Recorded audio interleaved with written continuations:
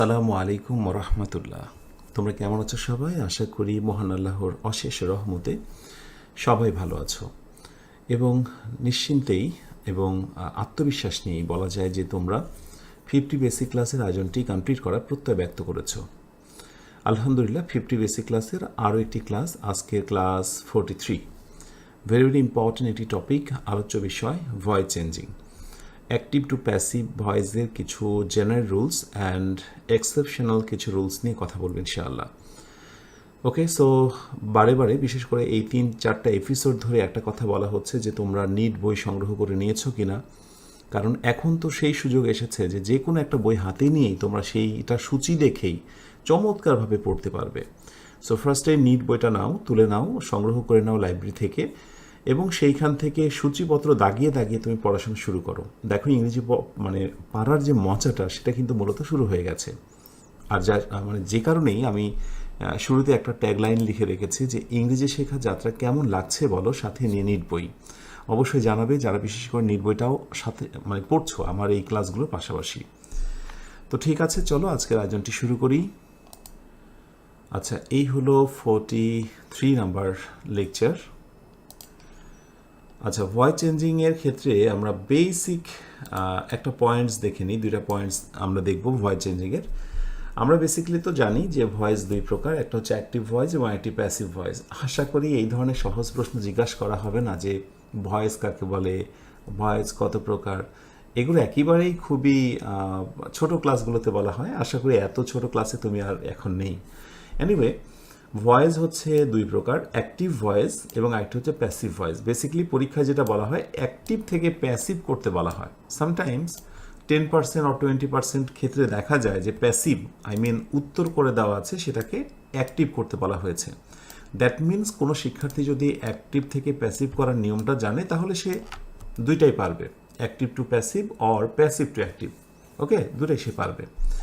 আচ্ছা, অ্যাক্টিভের ক্ষেত্রে বলা হচ্ছে যেখানে সাবজেক্ট কাজটি সম্পন্ন করে, সাবজেক্ট অ্যাক্টিভলি কাজটি সম্পন্ন করে। কথাটা মনে রাখতে হবে, সাবজেক্ট অ্যাক্টিভলি কাজটি সম্পন্ন করে। যেমন হি রাইটস আ লেটার, সে একটা চিঠি লিখে। এবার তুমি খেয়াল করে দেখো, হি সরাসরি কিন্তু কাজটা ফোর্স দিয়ে করছে এবং বোঝা যাচ্ছে এই বাক্যের কর্তাকে, কর্তা হচ্ছে হি। কিন্তু যদি এমন হয় যে লিখেছে কে সেটা বড় কথা নয়, কিন্তু লেখা হয়েছে কিনা, চিঠিটা লেখা হয়েছে কিনা, এটাই হচ্ছে মুখ্য বিষয়। এই ধরনের বাক্যগুলোকে প্যাসিভ করতে হয়। ওই কথাটি বলা হচ্ছে প্যাসিভ ভয়েসের ক্ষেত্রে যে যেখানে অবজেক্ট কাজটি গ্রহণ করে, অবজেক্টটাই হচ্ছে মুখ্য। দেখো, a letter is written by him. যদিও বাই হিমটা ট্র্যাডিশনালি আমরা আমাদের বাংলাদেশীয় অথবা পরীক্ষা কেন্দ্রিক এটা দিতে অভ্যস্ত, কিন্তু আসলে প্যাসিভ ভয়েস কিন্তু এই পারপাসে জন্ম হয়নি।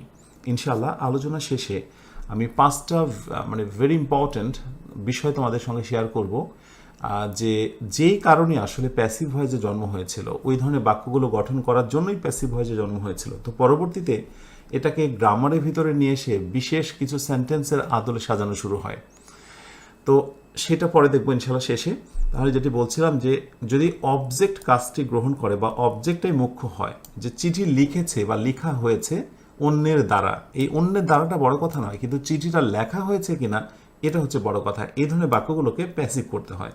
আর প্যাসিভের একটা কমন তোমরা সূত্র মনে রেখো, যে একটা বি ভার্ব মাস্ট থাকবে এবং ভার্বে পাস্ট পার্টিসিপল। সো আমি ছোট্ট করে বলবো যে এই নোটটা তোমরা সবাই করে নিতে পারো। ওকে, সো যারা পেইড ব্যাচে আছো টেনশনের কারণেই, কারণ আমি ক্লাসটা শেষ হলেই তো এটা পিডিএফ দিয়ে দেবো। সো এখানে বি ভার্ব এবং এরপরে হচ্ছে V3। সো যদি কখনো বি ভার্বের পরে V3 ভার্বের পাস্ট পার্টিসিপল বসে যায় ইজ ইকুয়াল টু, তাকে নর্মালি তোমরা প্যাসিভ ভয়েস বলবে। আর অ্যাডভান্স একটা ইনফরমেশন তোমাদের দিয়ে রাখি, প্যাসিভ ভয়েসের ক্ষেত্রে যখনই প্যাসিভ ভয়েস, আমি পাশে লিখবো প্যাসিভ ইজ ইকুয়াল টু, যখনই প্যাসিভ ভয়েসের ক্ষেত্রে specially be verb plus V3 হয়ে যায়, তখন এইটাকে বেসিকলি আর ভার্বের পাস্ট পার্টিসিপল বলা হয় না, ওইটা কিন্তু মূলত অ্যাজেক্টিভ হয়ে যায়, পাস্ট পার্টিসিপল অ্যাজেক্টিভ হয়ে যায়। এটা নিয়ে পরে অবশ্যই জানবে, শুধু এটুকু মনে রাখো, বি ভার্ব পরবর্তী যখন ভার্বে পাস্ট পার্টিসিপল হয়ে যায়, এই যে হয়েছে, এই দেখো একটু, এই হলো বি ভার্ব, বি ভার্বের পরে ভার্বে পাস্ট পার্টিসিপল। ওকে, সো এইটাকে অনেক সময় ভর্তি পরীক্ষা, প্রতিযোগিতামূলক পরীক্ষায় প্রশ্ন করা হয়, এটার নাম কি? আন্ডারলাইন করে জিজ্ঞাসা করা হয়, এটার নাম হয়ে যাবে পাস্ট পার্টিসিপল অ্যাডজেক্টিভ। ওকে, আর letter is equal to written, তার মানে আর রিটেন লেটার, ব্যাপারটা এরকম, লিখিত চিঠি, এটা কিন্তু অ্যাডজেক্টিভ। ওকে, সো এই হচ্ছে তোমাদের জন্য বেসিক পয়েন্টস। এবার আমরা বেসিক স্ট্রাকচার দেখে নিই। এই হলো বেসিক স্ট্রাকচার। তুমি যদি ভয়েস চেঞ্জিংয়ে দক্ষ হতে চাও, এই বেসিক স্ট্রাকচারটা তোমার মাথায় সবসময় ঘোরাতে হবে, অর্থাৎ কোনোভাবেই এই ইনফরমেশনটা মাথা থেকে আউট করা যাবে না।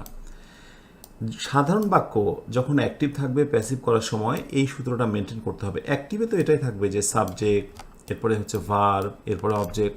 ওকে, তবে এখানে একটা বিষয় বলে রাখা দরকার, এখানে অনেক সময় এই কথাটা এভাবে বলা হয় যে সাবজেক্টের পরে যে ভার্বটা বসবে সেটা মূলত হচ্ছে ট্রানজিটিভ ভার্ব। ট্রানজিটিভ ভার্ব আমি ভার্ব লেসনে তোমাদের এটা শিখিয়েছিলাম যে অবশ্যই এখানে হবে একটা ট্রানজিটিভ ভার্ব। ট্রানজিটিভ ভার্ব মানে হচ্ছে সেই ভার্ব যার একটা অবজেক্ট থাকে। তাহলে প্রাথমিকভাবে এই স্ট্রাকচার থেকে বোঝা যায় যে ভার্বের অবজেক্ট নেই বা ট্রানজিটিভ ভার্ব ব্যতীত সাধারণত ভয়েস চেঞ্জ হবে না। আমি কিন্তু সাধারণত বললাম, কারণ ব্যতিক্রম তো রয়েছেই, সেটা আমি অবশ্যই তোমাদের দেখাবো। যেমন আমি ফার্স্টে যদি বলি যে কোন বাক্যটা ভয়েস চেঞ্জ হবে, যেমন আই রিড আ বুক, এবং আরেকটি বলা হলো দ্য বুক রিডস ওয়েল। তো আমি যদি বলি যে কোন বাক্যটির ভয়েস চেঞ্জ হবে, এটা একটু অন্যভাবে প্রশ্নটা করলাম, তাহলে বেশিরভাগ শিক্ষার্থী বলবে যে স্যার আপনি যেহেতু বলেছেন, বা আমরাও জানি যে ভার্বের একটা অবজেক্ট আছে, আই রিড, আমি পড়ি, কি পড়ি, বই পড়ি, কি দিয়ে প্রশ্ন করে যেটা পাওয়া যায় সেটা অবজেক্ট। সো যে ভার্বের অবজেক্ট আছে সেটা transitive verb. So transitive verb জনিত এটাকে আমরা অ্যাক্টিভ টু প্যাসিভ করতে পারবো, অ্যাক্টিভ টু প্যাসিভ করতে পারবো। এই তো কনসেপ্ট। তো দ্য বুক রিডস ওয়েল, বইটি পড়তে ভালো। ওয়েল কিন্তু বেসিক্যালি অ্যাডভার্ব, ওয়েল হচ্ছে অ্যাডভার্ব। তো অনেকেই বলবে যে না এটা অ্যাক্টিভ টু প্যাসিভ হবে না, বাট এটাও অ্যাক্টিভ টু প্যাসিভ হবে, কারণ এগুলোকে বলা হয় কোয়াসি প্যাসিভ। কোয়াসি প্যাসিভ অর্থাৎ এই বাক্যগুলো দেখতে কিছুটা অ্যাক্টিভ, অর্থগত দিক থেকে প্যাসিভ। দেখো গঠনগত দিক থেকে এটা অ্যাক্টিভ, অর্থাৎ কিভাবে, একটু আগে যেটা বলে আসলাম যে এখানে কোনো বি ভার্ব নেই, এরপরে ভার্বে পাস্ট পার্টিসিপল নেই। যেহেতু বি ভার্ব নেই, ভার্বে পাস্ট পার্টিসিপল নেই, অতএব এটা হচ্ছে অ্যাক্টিভ ভয়েস। ওকে, কিন্তু আমি যদি কোনোভাবে অর্থ করি বইটা পড়তে ভালো, তার মানে বইটা যখন অন্যের দ্বারা পড়া হয় তখন এটা ভালো মনে হয় অথবা খারাপ মনে হয়। তার মানে অর্থগত দিক থেকে প্যাসিভ, কিন্তু গঠনগত দিক থেকে অ্যাক্টিভ। এই ধরনের বাক্যগুলোকে বলা হয় কোয়াসি প্যাসিভ। কোয়াসি মানে হচ্ছে আপাতত বা প্রায়। ঠিক আছে, তাহলে এই বাক্যগুলোকেও কিন্তু প্যাসিভ করা যায়। তোমরা এটা দেখেছো বা তোমরা জানবে পরবর্তীতে যে এই ধরনের বাক্যগুলো প্যাসিভ করা যায়। সো এটা প্যাসিভটা কি হয়, এটা প্যাসিভ এরকম বলা হয়, দ্য বুক, আমি জানি এখনও তোমরা নিয়মটা জানো না, অনেকে ঘাবড়ে যাচ্ছ, একটু ওয়েট করো। The book is read well, হ্যাঁ বইটা পড়তে ভালো। দেখো আমি একটা বিভার্ব নিলাম এবং ভার্বের পাস্ট পার্টিসিপল, তোমরা জানো যে রিডের পাস্ট পার্টিসিপল একই। তাহলে দেখো অ্যাডভার্ব থাকলেও আমরা অনেক সময় প্যাসিভ করতে পারি, কিন্তু সেটাকে হতে হবে কোয়াসি প্যাসিভের মতো একটা বিষয়। যে কোনো বাক্যে অ্যাডভার্ব থাকলে আর ইন্ট্রানজিটিভ ভার্ব থাকলে প্যাসিভ করতে পারবে না, এটাও কিন্তু মাথায় রেখো। তো যাই হোক, এই একটা হলো এক্সাম্পলস, এটাকে আরও অনেকভাবে করা যায়। The book is well when it is red, ইত্যাদি ইত্যাদি।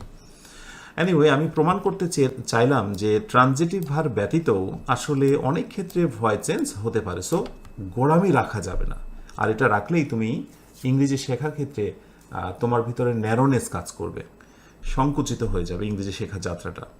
আচ্ছা, প্যাসিভ ভয়েসের সময় সর্বদাই যেটা মনে রাখতে হবে, অবজেক্ট যেটা থাকবে সেটাকে আমরা সাবজেক্ট হিসেবে ব্যবহার করব। অবজেক্ট অ্যাজ সাবজেক্ট মানে শুরুতে চলে আসবে, এরপরে অক্সিলারি বি ভার্ব, টেন্স অনুযায়ী বি ভার্ব। ইয়েস, খুব খুব গুরুত্বপূর্ণ, আমি এটাকে রেড লাইট মানে হাইলাইট করছি, এইগুলো আমি তোমাকে একটু পরে দেখাচ্ছি। এরপরে মূল ভার্বের পাস্ট পার্টিসিপল, এটা হবেই। অক্সিলারি একটা বি ভার্ব এবং ভার্বের পাস্ট পার্টিসিপল, এটা হবেই হবেই হবেই, আর এটার নামই হলো প্যাসিভ ভয়েস। ওকে, এরপরে বাইটা হচ্ছে অনেকটা অপশনাল, অনেক ক্ষেত্রে বাইয়ের পরিবর্তে অন্যান্য কিছু প্রেপোজিশন বসে। ঠিক আছে, সেটা আমি তোমাকে একটা লিস্ট দেব। আচ্ছা, এরপরে হলো প্রথমে যে সাবজেক্টটা থাকবে সেই সাবজেক্ট সাবজেক্টের অবজেক্ট হয়ে যাবে। অর্থাৎ এখানে যদি আই থাকে তাহলে এখানে মি হয়ে যাবে, এখানে যদি হি থাকে তাহলে এখানে হিম হয়ে যাবে, রাইট? এই পরিবর্তনটা জানা খুব জরুরি। তো চলো সাবজেক্ট অ্যান্ড অবজেক্ট চেঞ্জিংয়ের যে বিষয়টা, হ্যাঁ, কখন সাবজেক্টে আই থাকলে মি হচ্ছে, মি থাকলে আই হচ্ছে, এই পুরো চার্ট আমরা এক নজরে একটু দেখে নিই। ওকে, সাবজেক্ট অ্যান্ড অবজেক্ট চেঞ্জিং একেবারে মুখস্থ করতে হবে। দেখো, এর আগে অনেকবার বলেছি, আমি আবার বলছি, ভবিষ্যতে বলতেই হয়তো থাকবো, সেটি হলো কিছু জিনিস একজন শিক্ষক তোমাকে শেখাবেন, টিচার মেন্টরসরা তোমাকে শেখাবেন, আর কিছু বিষয় থাকবে যে তোমাকে অ্যাজ এ লার্নার তোমাকে মুখস্থ করতে হবে। এটা মুখস্থ করতে হবে যে আই থাকলে মি হয়, মুখস্থ অংশ, আই থাকলে মি হয়। এভাবে একইভাবে ইউ থাকলে ইউ হয়, হি থাকলে হিম হয়, এগুলো মুখস্থ অংশ, এখানে আসলে কিছু করার নেই রে বাবা। আচ্ছা, তো দেখো কিভাবে আই থেকে মি হয়, মানে প্যাসিভ ভয়েসের ক্ষেত্রে। অ্যাক্টিভে ধরা যাক এই বাক্যটা যে আই লাইক ইউ, ওকে, এই হচ্ছে সাবজেক্ট, এই হচ্ছে ট্রানজিটিভ ভার্ব, এই হচ্ছে অবজেক্ট। এবার পরিবর্তনের সময় প্রথম কাজ হচ্ছে বাক্যের শেষে বসা অবজেক্টটাকে আমি সাবজেক্টে নিয়ে আসবো। তো কি দেখলাম, ইউ এর সাবজেক্টও যে অবজেক্টও তাই, এটা তো দেখলাম। সো ইউ, এ এসে ইউ বসে গেল, এরপর ইউ আর, এ আর বসে গেল। আর এটা আমি তোমাদেরকে একটু পরে দেখাবো যে বি ভার্ব কোনগুলো কোন টেন্সে। শুধু মনে রাখা, একটা বি ভার্ব আসবেই প্রেজেন্ট টেন্সে, আমরা অ্যামিজার নিয়ে আসবো, এরপরে মূল ভার্বে পাস্ট পার্টিসিপল করব, এরপরে বাই, আর এই যে আই থেকে মি। সো আমার এখন মূল ফোকাসটা হচ্ছে অবজেক্ট থেকে সাবজেক্টের জায়গা দেখানো, আর সাবজেক্টটাকে অবজেক্টের জায়গায় কীভাবে পরিবর্তন হচ্ছে সেটা দেখানো। ঠিক আছে, এবার ইউ দেখো, you miss the bus. So যে কোনো নাম থাকলে, শুধু বাস না, Ratul, Rana, school, college, bus, এগুলো থাকলে যা আছে তাই হয়, পরিবর্তন হয় না, কোনো নাউনের পরিবর্তন হয় না। ওকে, এরপর দেখো ইউ সাবজেক্টে যা, অবজেক্টে তা। একইভাবে হি থেকে হচ্ছে হিম। এই যে দেখো, আমরা যখন পরিবর্তন করব, মিটাকে আই করেছে, এটা নিয়ম জানতে হবে, আই থেকে মি। সো মি আছে, তোমাকে এখানে আই করতে হবে। আর পরিবর্তনের সময় অবজেক্টটা দেখো, হি থেকে হিম হয়েছে, শি থেকে হার হয়। এবার দেখো, শি কুকড ডিনার। সো আমরা বলেছি নাউনের পরিবর্তন হয় না, সাবজেক্ট করলাম, আর অবজেক্টের সময় শি থেকে হার হয়েছে। মনে রেখো, আমাদের এখন মূল ফোকাসটাই কিন্তু হচ্ছে শুধুমাত্র হচ্ছে সাবজেক্ট এবং অবজেক্টের ভ্যারিয়েশনটা দেখানো। ওকে, সো অন্যদিকে কনসেন্ট্রেশন দেবে না। এবং অবশ্যই ক্লাসটি শেষে যাদের কন্ট্রোলে নেই, বারবার পরে মুখস্থ করবে, উই থেকে আস, রাইট? যেমন উই হেল্প দেম থাকলে সেখানে কি হয়ে যাবে, দে হয়ে যাবে, আর উই থাকলে সবশেষে কি হবে, আস হবে। দে থেকে দেম, দেখো দ্য হাউস নাম পরিবর্তন হবে না, প্যাসিভ ভয়েসে তাই বসলো, আর এই হলো দে থেকে দেম। আর এই ইট কট দ্য মাউস, এই যে অবজেক্টটাকে আমি সাবজেক্ট করে দিলাম, আর ইট এনিথিং, সামথিং, অথবা কোনো কিছুর নাম, এগুলোর কোনো পরিবর্তন হয় না। ব্যাস, আশা করি বুঝে নিয়েছো যে প্যাসিভ ভয়েসের ক্ষেত্রে, অ্যাক্টিভ টু প্যাসিভ ভয়েসের ক্ষেত্রে এই জিনিসগুলো জানা কতটা জরুরি, রাইট? সো এগুলো অবশ্যই কন্ট্রোলে থাকা প্রয়োজন। এখন ভয়েস চেঞ্জিংয়ের সবচেয়ে গুরুত্বপূর্ণ একটি লেসন, সেটি হচ্ছে tense based voice and be verbs. অর্থাৎ প্রতিটা টেন্সের জন্য বিশেষ কিছু বি ভার্ব আসবে, যেটা কন্ট্রোলে না থাকলে বারবারই তুমি এই ভয়েসটা বুঝে উঠতে পারবে না। তো চলো আমরা দেখে নিই টেন্স বেসড ভয়েস চেঞ্জিং এর ক্ষেত্রে কোন কোন বি ভার্বগুলো লাগবে, তার একটা লিস্ট দিয়ে দিই, সাথে কিছু এক্সাম্পলস। ওয়েল, এই হচ্ছে tense based voice and be verbs. তো আমরা এটা তো জানি, টেন্সের লেসন থেকে দেখেছি টেন্স 12 প্রকার, তার ভেতরে সবগুলোই ভয়েস চেঞ্জিংয়ে কাজে লাগে না। ভয়েস চেঞ্জিংয়ে বিশেষ করে এই হাতে গোনা 7-8টা টেন্স বেশি ব্যবহার হয়, সেগুলোকে আমি দেখানোর চেষ্টা করবো ইনশাআল্লাহ। তো প্রথম যে প্রকারটা এসে যায় সেটা হচ্ছে প্রেজেন্ট সিম্পল। তো প্রেজেন্ট সিম্পলের ক্ষেত্রে, মানে যেটাকে সিম্পল সেটাই তো ইনডিফিনিট, তাই না? Present simple, past simple, future simple, that means present indefinite, past indefinite এবং ফিউচার ইনডিফিনিট। এই প্রতিটার ইনডিফিনিটটাকে আমি একসাথে দেখানোর চেষ্টা করেছি। তো দেখো, প্রেজেন্ট সিম্পলের সময় তোমাকে এক্সট্রা বি ভার্ব নিয়ে আসতে হবে অ্যামিজার, এটা মনে রেখো তোমরা। ওকে, পাস্ট সিম্পলের সময় তোমাকে নিয়ে আসতে হবে ওয়াজ ওয়ার। ফিউচার সিম্পলের সময় তোমাকে নিয়ে আসতে হবে শ্যাল বি বা উইল বি, এখানে উইল বি এর ব্যবহারটাই বেশি। তাহলে একটা বিষয় তোমরা নিশ্চিত হয়ে যাও যে অ্যাক্টিভ ভয়েসটা দেখো, the teacher helps the students, তোমরা অবশ্যই জানো যে এইটা প্রেজেন্ট টেন্স, শিক্ষক ছাত্রছাত্রীদের সাহায্য করে, অবশ্যই প্রেজেন্ট টেন্স। কিন্তু যখন প্যাসিভ ভয়েস করছো, আগের নিয়মটাই ফলো করো। একবারে অবজেক্ট সাবজেক্টে চলে আসলো, ওকে। এরপরে যেহেতু প্রেজেন্ট টেন্স এম ইজ আর এর ভিতর থেকে আমি একটা নেব। দ্য স্টুডেন্টস, এটা যেহেতু প্লুরাল তাই আমি এখান থেকে কি নিলাম, আর নিলাম। তোমাকে এই জিনিসটা কৌশলে মনে রাখতে হবে যে সকল টেন্সে বি ভার্ব কোনগুলো থাকছে। এরপরে ভার্বের পাস্ট পার্টিসিপল করে দেবো, হেল্প থেকে হেল্প, এরপরে গঠন অনুযায়ী নর্মালি বাই বসে, এরপরে বাই, আর এই সাবজেক্টটাকে আমরা জাস্ট অবজেক্ট করে দেব। কি মনে আছে তো যে নাউন হলে তার কোনোই পরিবর্তন হয় না, নাউন হলে কোনো পরিবর্তন হয় না। এবার পাস্ট সিম্পলের সময় দেখো কি হয়েছে, B verb was wire, the teacher help the students. এটা তো তোমরা নিশ্চয়ই বুঝতে পেরেছো যেটা পাস্ট টেন্স, হেল্প থেকে হেল্প হয়েছে। তো যখন এটাকে প্যাসিভ করা হবে, দি স্টুডেন্টস, ওই তো অবজেক্টটাকে সাবজেক্ট করে দিলাম, হেল্প আমি ওয়্যার নেব, এটা নিতে আমি বাধ্য, এটা আমাকে জানতে হবে তো, হ্যাঁ, এবং এটা মুখস্থ রেখে দেবে। আর যাদের মুখস্থ থাকে না তারা কি করবে, একটা ছোট্ট পেজে লিখে রিডিং টেবিলের সামনে একটু ঝুলিয়ে রাখবে, কেমন।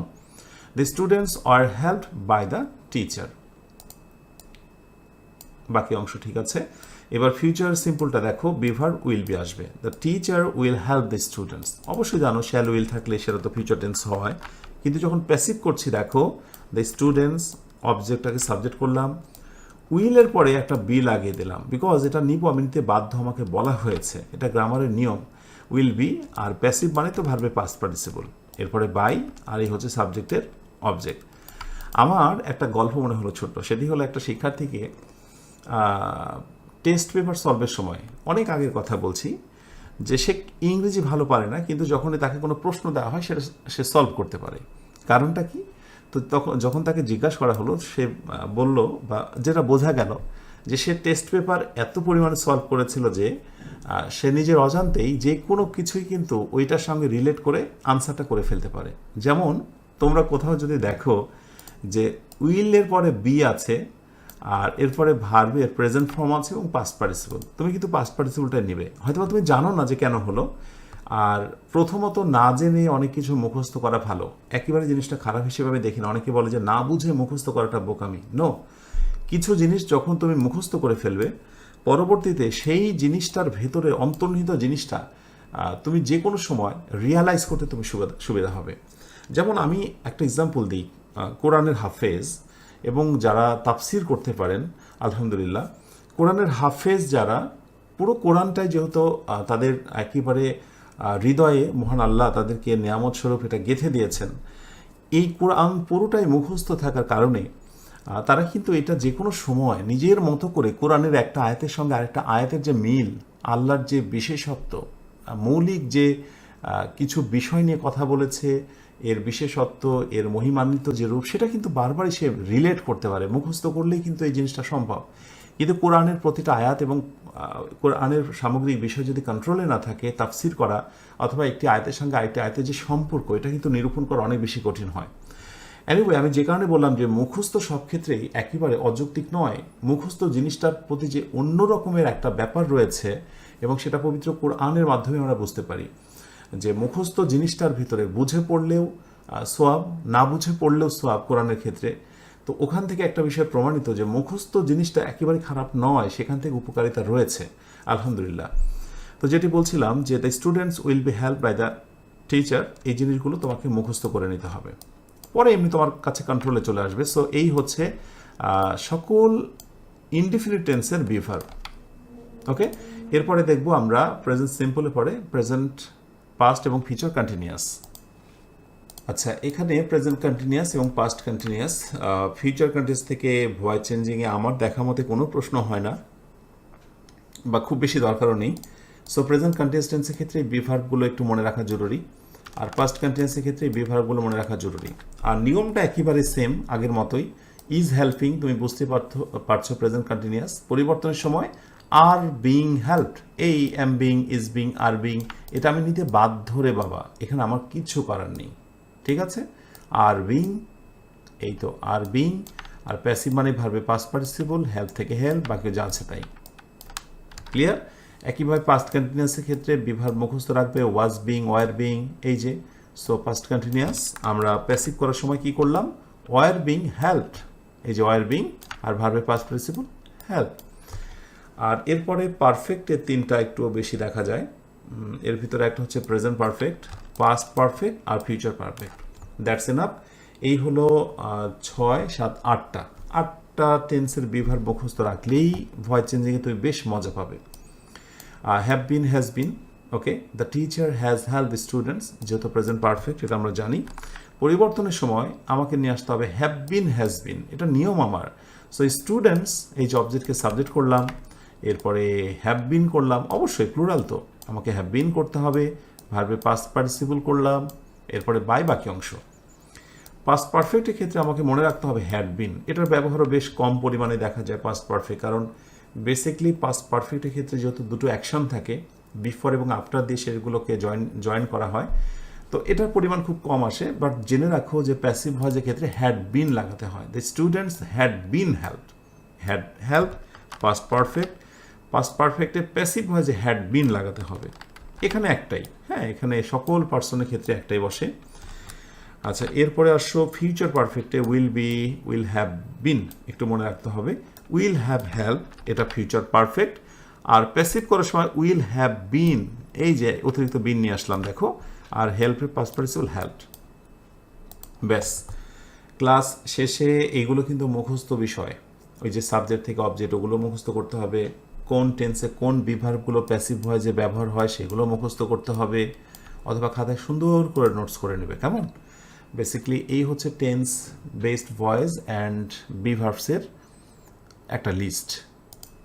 এখন ভয়েস চেঞ্জিংয়ের আমরা মূল আলোচনায় প্রবেশ করার পূর্বে গুরুত্বপূর্ণ মৌলিক 2টা রুলস আমরা একটু জেনে নেব, যে 2টা রুলস জানলে ভয়েস চেঞ্জিংয়ের বিষয়টা তোমার কাছে সহজ হবে এবং এর রহস্যটাও তুমি উদ্ঘাটন করতে পারবে।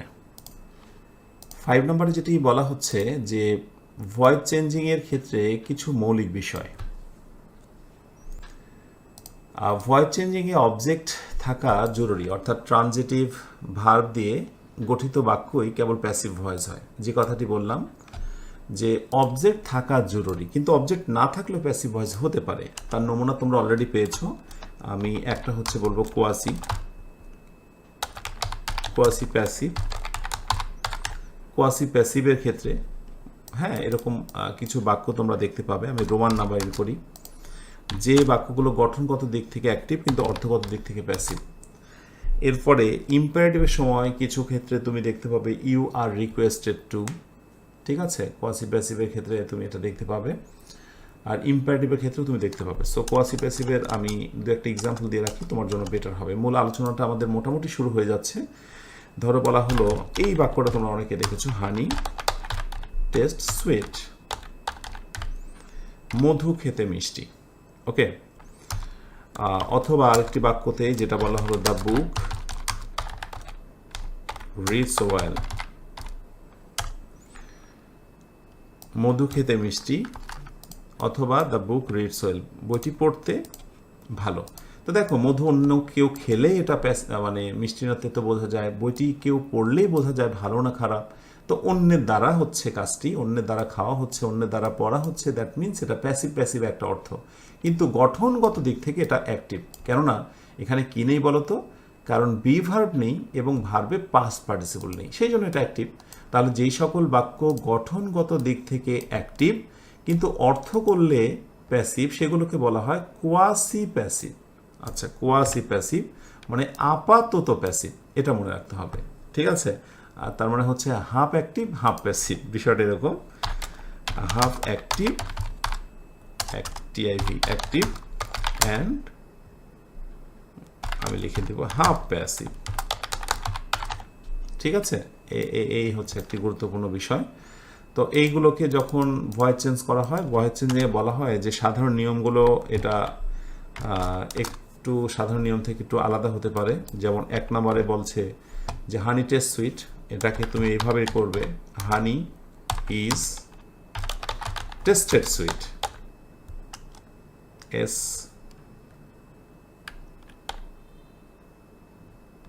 Sweet, okay. তুমি এইভাবে করতে পারবে, অথবা তুমি চাইলে আরেকভাবে করতে পারো। এখানে একটু বাক্যটাকে বড় লম্বা করে, সেটা হচ্ছে হানি, ওকে, মধু ইজ সুইট, তুমি অ্যাডজেক্টিভকে দিয়ে দাও, ওকে, হানি ইজ সুইট। এবার লাগাও হোয়েন ইট, একটু ইট লাগাও। ইট মানে হচ্ছে এই honey. When it is tasted, দুইভাবে প্রচলিত। So honey is tasted sweet অথবা honey is sweet when it is tasted, ঠিক আছে। আর দ্য বুক রিডস ওয়েল, আমরা যদি এটার কথা বলি, আমরা এটাকে এবার ওখান থেকে নামিয়ে নিয়ে আসতে পারি, তাহলে পরে বুঝতে সুবিধা হবে। তাহলে দ্য বুক রিডস ওয়েল, আমার সঙ্গে সঙ্গে বলো একটু the book is red well. তুমি এভাবে করতে পারো, এটা 1 নাম্বার দিয়ে করতে পারো। আচ্ছা, এটা আমি স্ল্যাশ দিয়ে আমি এটা দিয়ে রাখলাম, আমার জায়গার দরকার, জায়গার সংকট। আচ্ছা, এরপরে তুমি স্ল্যাশ দিয়ে আরেকভাবে করতে পারো, দ্য বুক ইজ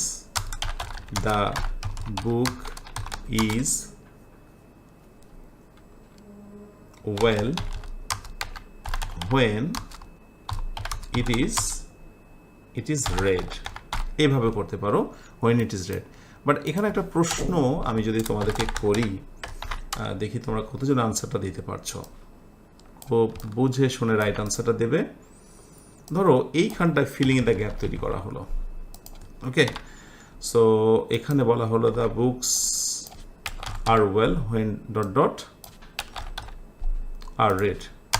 অপশান এতে আমরা এখানে কি প্রোনাউন ইট নেব নাকি এখানে দে নেব? এই জিনিসটা জানলে ফিলিং দ্য গ্যাপে একটু হেল্প পেতে পারো। The books are well when dot dot are read. Yes, এবার যেহেতু আমি প্লুরাল নিয়েছি, দেখো আগেরটা সিঙ্গুলার ছিল তাই আমি ইট বলেছিলাম, আগেরটা সিঙ্গুলার তাই আমি বলেছি হোয়েন ইট ইজ। এই ইট মানে হচ্ছে বইটা, কিন্তু যখন আমি বলবো the books are well, that means হচ্ছে দ্য বুকস মানে plural, books is equal to হচ্ছে দে, অনেকগুলো বই। অনেকের ভিতরে একটা ভুল কনসেপশন রয়েছে যে দে মনে হয় শুধু মানুষের জন্য বসে, আরে না, প্লুরাল জিনিসগুলোর ক্ষেত্রেই বেসিক্যালি দে বসে। ওকে, আশা করি তোমরা এই বিষয়টা বুঝে নিয়েছো। স্ট্রাকচার বেস যেগুলো তোমাদের শেখানো দরকার সেগুলো আমি পরে দেখাচ্ছি, কিন্তু এখানে এই মৌলিক জিনিসটা জেনে নাও। তাহলে কি নিশ্চয় বুঝে গেছো যে শুধুমাত্র অবজেক্ট নয়, অনেক সময় অ্যাডজেক্টিভ থাকলেও সেটা কিন্তু ভয়েস চেঞ্জ হয়। হ্যাঁ, এই জায়গা থেকে একটু বের হয়ে আসতে হবে। নাম্বার 2তে আরেকটি তথ্য জানা খুব জরুরি যে প্যাসিভ ভয়েসে বাই থাকা জরুরি নয়। কোনো কোনো ক্ষেত্রে বাইয়ের পরিবর্তে অন্য কোনো একটি প্রেপোজিশন বসতে পারে, অন্য যে কোনো একটি প্রেপোজিশন বসতে পারে। তো আমি কিছু ভার্ব দেব, কিছু শব্দ দেব যেগুলোর সাথে অন্যান্য প্রেপোজিশন মানে বাই ব্যতীত, যেমন হচ্ছে উইথ, অ্যাট, এই টাইপের প্রেপোজিশনসগুলোর একটা সম্পর্ক আছে যেটা মুখস্থ রাখা একবার জরুরি। চলো আমরা লিস্টে একটু দেখে নিই। আচ্ছা, এই হলো তোমার প্রেপোজিশনসের একটা list. Use of other prepositions instead of by, অর্থাৎ বাইয়ের পরিবর্তে অন্যান্য প্রেপোজিশন যেগুলো বেশি ব্যবহৃত হয়, যেমন এই শব্দগুলো ভার্ব এর সঙ্গে অ্যাট, যেমন অ্যামেজড, অ্যাট, সারপ্রাইজড, অ্যাট মুখস্থ রেখে দেবে, কেমন? এগুলো পরে কিন্তু কোনোভাবে বাই বসবে না, প্যাসিভ ভয়েসের বেলাও অ্যাট হবে। আবার এগুলোর পরে সর্বদাই কী হবে? উইথ হবে। হ্যাঁ, cover with, decorate with, fill with, equip with, Bangla দেওয়া আছে। আর এরপরে হচ্ছে verb plus in, interested in, involve in ইত্যাদি। আমি একটা এক্সাম্পল দিই তোমাদেরকে, হ্যাঁ, তোমাদের বুঝতে সুবিধা হবে। ধরো একটি টেস্ট দেওয়া হচ্ছে, টেস্টটা এরকম যে the house is field dot dot smoke. এখন তোমরা তো নর্মালি জানো যে প্যাসিভ ভয়েসে সাধারণত কি বসে, প্যাসিভ ভয়েসে সাধারণত কি বসে? বাই বসে। তো ধরো আমি এই বাক্যটা তোমাদেরকে দিলাম, অপশান হিসেবে আমি এই 3টা দিলাম। The house is field dot dot smoke, যে ঘরটা ধোঁয়ায় পরিপূর্ণ। এখন তোমাকে মাথায় রাখতে হবে যে আচ্ছা ফিলের সাথে কি বসে? পাস্ট পার্টিসিপল ফিল থেকে ফিল্ডের সঙ্গে উইথ বসে। Okay, so the right answer is with. কিন্তু যদি এটা না জানো, তোমার মনে হবে প্যাসিভ ভয়েস, তো প্যাসিভ ভয়েস মানেই বাই। আরে বাবা, যে কথাটি বললাম যে প্যাসিভ ভয়েসে বাই শর্ত নয়, বাইয়ের পরিবর্তেও অন্যান্য প্রেপোজিশন বসতে পারে। সো এটি তোমাদের মুখস্থ অংশের কাজ। তো এই হলো বেসিক্যালি 2 নম্বরের পয়েন্টসের বিষয়, যে বাই ছাড়া অন্যান্য প্রিপোজিশনসগুলো বসে। এবার আমরা দেখব যে সাম different patterns of voice changing, অর্থাৎ ভয়েস চেঞ্জিংয়ের ক্ষেত্রে যে বিভিন্ন ধরনের ভয়েস আছে সেইগুলোকে এক এক করে দেখব এবং চেষ্টা করবো ইনশাআল্লাহ সকল ধরনের ভয়েসগুলোকে এই আলোচনার মধ্য দিয়ে তুলে ধরার জন্য। ওকে, সো ফার্স্টে আসবো আমরা single object versus double object. অর্থাৎ কোনো কোনো বাক্যে আমরা দেখব যে একটা অবজেক্ট আছে এবং কোনো কোনো বাক্যে double object, direct and indirect দুটো করে অবজেক্ট। আচ্ছা, সিঙ্গেল অবজেক্টের ক্ষেত্রে আসি আমরা। দ্য ম্যানেজার, খেয়াল করে দেখো, দ্য ম্যানেজার এই হলো সাবজেক্ট, অ্যাপ্রুভড গ্রহণ করেছিল দ্য প্রপোজাল প্রস্তাব। সো এখানে আমরা দেখতে পাচ্ছি সাবজেক্ট, বুঝিয়ে দিই। এরপর হচ্ছে টিভি মানে ট্রানজিটিভ ভার্ব, এরপরে হচ্ছে ও ওয়ান মানে হচ্ছে অবজেক্ট ওয়ান। একটু মনে রেখো, আমি একটু অন্য কালার করে দিই। সো নর্মালি যেটা হয় যে অবজেক্টকে আমাদের সাবজেক্ট করতে হবে। সো একটা অবজেক্ট মানে সেটা direct object. So proposal, past টেন্সের জন্য বি ভার্ব ওয়াজ, মনে আছে তো? পাস্ট টেন্সে ওয়াজ, এই যে একটু আগে বলেছিলাম মুখস্থ করতে হবে টেন্স অনুযায়ী বি ভার্ব ওয়াজ। আর প্যাসিভ ভয়েস মানেই ভার্বে পাস্ট পার্টিসিপল। ওকে, এরপরে বাই, এটা আমি নিতে বাধ্য, এটা আমার নিয়ম, বারবারই প্রায় চলে আসে। আর এরপরে হলো সাবজেক্টে কী করলাম, অবজেক্ট করে দিলাম, ব্যাস কাভার হয়ে গেল। বিষয়টা কিন্তু খুবই ফানি। অবজেক্ট যদি একটা হয় তাহলে সিম্পল নিয়মে প্রথমেই অবজেক্টটাকে সাবজেক্ট করে দেব, টেন্স অনুযায়ী আমি বি ভার্ব নেব, এরপরে মূল ভার্বে আমি পাস্ট পার্টিসিপল করব, গঠন অনুযায়ী বাই নেব, আর এরপরে সাবজেক্টটাকে অবজেক্ট অবস্থানে বসিয়ে দেব, ব্যাস ডান। তো এখানে যদিও সাধারণ নিয়ম, কিন্তু হয় কি বিভিন্ন রকমের বাক্য দিয়ে বলা হয় যে ভয়েসের এতগুলো রুলস, আসলে কিছুই না। যেমন কোনো কোনো সময় তোমরা এরকম বাক্য দেখবে যে FIGHTS, he fights a good fight, হ্যাঁ, এটাকে ভয়েস চেঞ্জ করতে বলে। অথবা বলে যে যেমন বলে যে হি killed herself, ACLF, herself, এই টাইপের বাক্যগুলোকে প্যাসিভ ভয়েস করতে দেয় এবং সেগুলো নিয়ে একটা বিভ্রান্তি তৈরি হয়। তোমাদের বলি হি ফাইটস আ গুড ফাইট, দেখো ভার্বের সাথে যদি অবজেক্টের ভিতরেও কোনো শব্দের তুমি একটা সম্পর্ক খুঁজে পাও, ট্রানজিটিভ ভার্বের সাথেই এই অবজেক্টের একটা সম্পর্ক আছে। কিভাবে দেখো তো? সেটা হচ্ছে he fights a good fight, he sleeps a good sleep, এরকম আছে না? হি রানস আ রেস, সে দৌড় প্রতিযোগিতায় দৌড়ায়। তো যেটি হলো মূল কথা যে যখন ভার্বের সাথে অবজেক্টের একটা সম্পর্ক থাকে সেইগুলো একটা ভয়েস চেঞ্জ আছে, যেগুলোকে বলা হয় কগনেট অবজেক্টের ভয়েস চেঞ্জ, কগনেট অবজেক্ট। তো সমস্যা কি? একই জিনিস তো, এটা নিয়ে ভয় পাওয়ার কোনো কারণ নেই। এটাকে যদি আমরা ভয়েস চেঞ্জ করি তাহলে একই নিয়মেই করব। কি বলো তো? সেটি হচ্ছে আমরা ফার্স্টে নিয়ে আসবো, খেয়াল করো একটু, আ গুড ফাইট, ফার্স্ট নিয়ে আসবো আ good fight. Okay, fight is passive voice, এরপরে মূল ভার্ব হচ্ছে ফাইটস, এটাকে ফট করে দেবো, FOUGHT, ফট, এরপরে বাই আর হি থেকে হিম। ওকে, দেখো আমি কিন্তু যখন পড়াই তখন এটাও ফিল করি যে একজন শিক্ষার্থী ওটা বোঝে কিনা। আমি জানি এই আলোচনা হয়তো বা তুমি হৃদয়ঙ্গম করতে পারছো না বা বুঝতে পারছো না। কেন? কারণ তোমার বেসিকটা এখন স্ট্রং হয়নি। তাহলে অবশ্যই তোমাকে বেসিকটা জানতেই হবে। বেসিক না জেনে তুমি সামনে এগোতে পারবে না। তাই দয়া করে একটি স্টেপ তুমি কমপ্লিট না করে, আমি যা তোমাকে মুখস্থ করতে বলেছি সেটা কমপ্লিট না করে পরের অংশে তুমি এসো না। তুমি লেকচার দেখো, বাট তোমাকে যে ডিউটিটা দেওয়া হচ্ছে, দায়িত্বটা, সেটা অবশ্যই তুমি মুখস্থ করো। আচ্ছা, এরপরে ধরো এটার নাম হলো কগনেট অবজেক্ট, এটা দেখে ভয় পেতে, কিন্তু বিষয়টা কিন্তু সেম। আবার কোনো কোনো সময় এরকম বাক্য দিয়ে হয়তো বলা হবে যেটা চেঞ্জ করো। এখন এখানে মৌলিক বিষয় হচ্ছে যে হারসেলফ, দেমসেলফ, ইয়োরসেলফ, রিফ্লেক্সিভ প্রোনাউনের সময়, রিফ্লেক্সিভ প্রোনাউন যখন পড়িয়েছি সেখানে দেখিয়েছিলাম যে এগুলোকে রিফ্লেক্সিভ প্রোনাউন বলা হয়। রিফ্লেক্সিভ মানে হচ্ছে বেসিক্যালি হলো যে সেই কাজটি অর্পণ করে থাকে, সেই নিজে কাজটা সম্পূর্ণ করে। এইসব ক্ষেত্রগুলোতে আসলে প্যাসিভ ভয়েস হয় না, মানে তুমি এইগুলোকে চেঞ্জ করতে পারবে না। সো এগুলোকে বলা হয় রিফ্লেক্সিভ অবজেক্ট। তো রিফ্লেক্সিভ অবজেক্টের ক্ষেত্রে বেসিক্যালি কি হয় যে এই ধরনের হারসেলফ, হিমসেলফ, দেমসেলফটাকে শেষে রাখতে হয়। তাই পরিবর্তনের সময় যেটা করতে হয় সেটা কি দেখো, আমি একটু দেখিয়ে দিই। জাস্ট এটা পরিবর্তনটা, সাবজেক্টটা থাকবে হি ওয়াজ, যেহেতু পাস্ট টেন্স এই জন্য আমাকে ওয়াজ নিতে হলো, কিল থেকে killed. Okay, he was killed, এই হারসেলফটা সবার শেষে দিতে হবে, he was killed by herself, her ACL, ঠিক আছে। সো এটা হলো ব্যতিক্রম বিষয়, এগুলোকে ব্যতিক্রম ভাবার কোনো কারণ নেই। তুমি যখন ইংরেজি একটু ডিপলি, একটু গভীর থেকে শেখার চেষ্টা করবে, দেখবে বিষয়গুলো খুবই ফানি, খুবই মজার, খুবই ইন্টারেস্টিং। ওকে, অথচ দেখবে যে গ্রামার বইয়ে এইগুলোকে বিভিন্ন রুলের অন্তর্ভুক্ত করা হয়েছে ভয়েসের, আর দেখেই তোমরা ভয় পেয়ে যাও।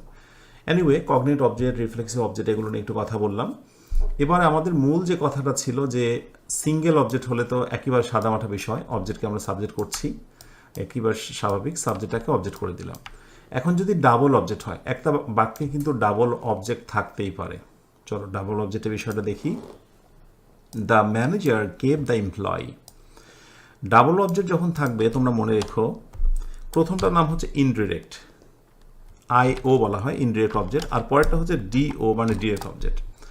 ইনডিরেক্ট অবজেক্ট হয় ব্যক্তিবাচক, আর ডিরেক্ট অবজেক্ট হয় বিষয়বস্তুবাচক। তবে কোনো বাক্যতে যদি একটাই অবজেক্ট হয় তাহলে সেটাই হচ্ছে ডিরেক্ট অবজেক্ট, মনে রাখবে, ঠিক আছে। একটা অবজেক্ট হলেই ডিরেক্ট, সেটা ইনডিরেক্ট ভাবার কোনো কারণ নেই, সেটা ব্যক্তি হোক আর বস্তু হোক। এনিওয়ে, তাহলে ব্যক্তিবাচক ইনডিরেক্ট অবজেক্ট আর বিষয়বস্তুবাচক ডিরেক্ট অবজেক্ট। যখন এরকম অবজেক্টের সংখ্যা থাকবে দুইটা, অবজেক্টের সংখ্যা কয়টা বলো তো এখানে? দুইটা, তখন আমরা যে কোনো একটাকে সাবজেক্ট করতে পারবো। সো আমরা ব্যক্তিবাচকটাকে ফার্স্টে প্রাধান্য দেব, এটাই নিয়ম, এটি করাই বেস্ট, করলাম। আর মনে রেখো আরেকটা কিন্তু আমরা রেখে দিলাম এখানে, তাহলে এই একটা অবজেক্টটাকে আমরা নিলাম, যেহেতু পাস্ট টেন্স অর্থাৎ নিয়ম অনুযায়ী আমি ওয়ার নিলাম, যেহেতু এমপ্লয়িজ এই জন্য প্লুরালের জন্য ওয়ার, গিভ থেকে হচ্ছে গিভেন, অন্য যে অবজেক্টটা ছিল সেখানে এখানে বসিয়ে দিলাম, আমি রেড কালার এই কালার দিলাম, তারপরে গঠন অনুযায়ী বাই, আর এই হচ্ছে বেসিক্যালি সাবজেক্টটাকে অবজেক্ট করে দিলাম। আর তুমি যদি মনে করো যে না আমি দ্য এমপ্লয়টাকে সাবজেক্ট বানাবো না, এ বোনাসটাকে সাবজেক্ট বানাবো, ওকে বানাতেই পারো। পাস্ট টেন্সের জন্য আমি ওয়াজ নিলাম, ভার্বে পাস্ট পার্টিসিপল করলাম, এবার গিভেনের পর একটা টু দিতে হবে, কারণ কিছু ভার্বই আছে যার সঙ্গে টু বসে, সো গিভেন টু। এই যে একটা অবজেক্ট তুমি রেখে দিয়েছিলে সেটাকে তুমি বসিয়ে দিচ্ছ, এবং মনে রেখো বেশিরভাগ ক্ষেত্রেই বায়ের আগেই কিন্তু এই অতিরিক্ত অংশগুলো বসে যায়। যেমন অতিরিক্ত অংশটা বসিয়েছিলে বায়ের আগে, আর এই পরিবর্তনে অতিরিক্ত অংশ বসালে বায়ের পূর্বে, বায়ের আগে, তাই না? সো এটা একটা গুরুত্বপূর্ণ বিষয়। এরপরে বাই দিলে এবং তারপরে সাবজেক্টে কী করে দিলে বলো তো? অবজেক্ট করে দিলে, ব্যাস ডান হয়ে গেল।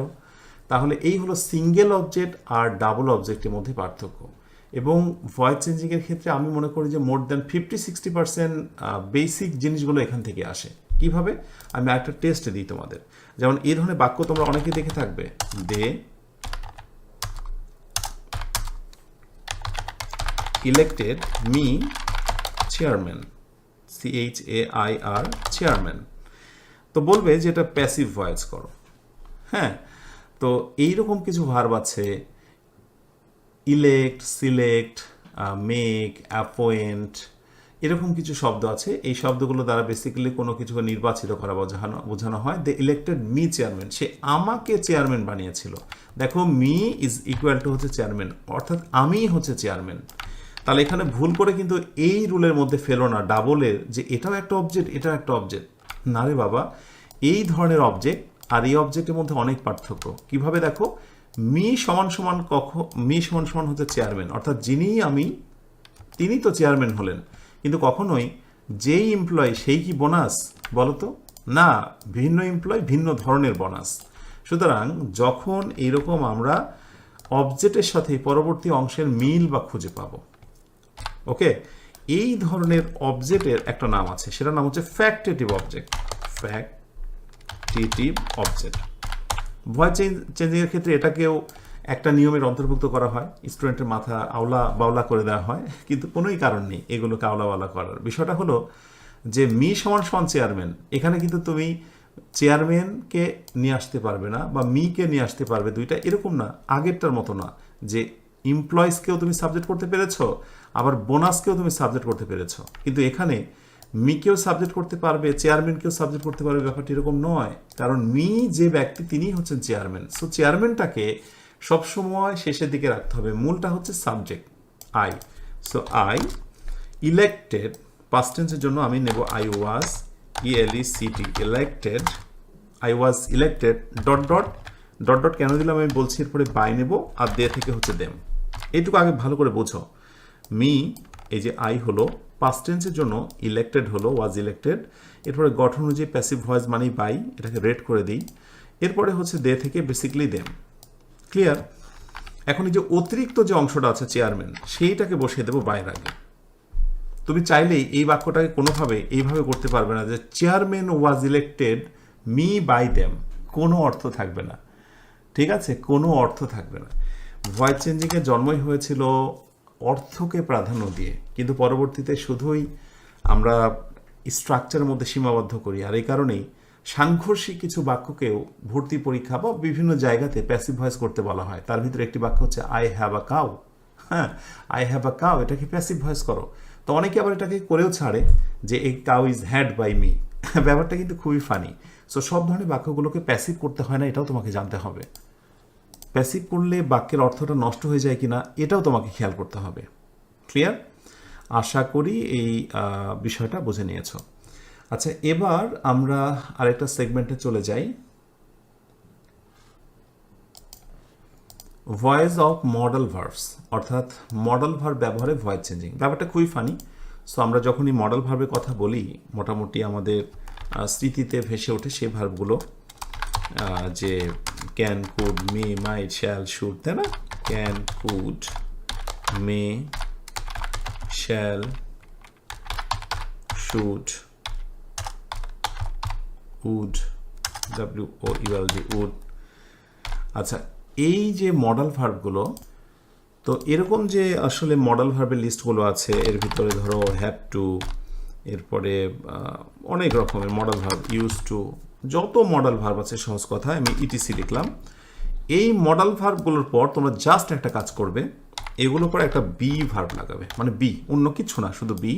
এরপরে ভার্বে পাস্ট পার্টিসিপল, তারপরে বাকি যা আছে স্বাভাবিক নিয়ম বা অন্যান্য কিছু। সো এই বিটা বসাতেই হবে, আর এটাই হচ্ছে নিয়ম। এক্সাম্পল দেখো, the committee must review the report. Must হচ্ছে একটি model verb, review the report ভার্বে বেস ফ্রম অবজেক্ট।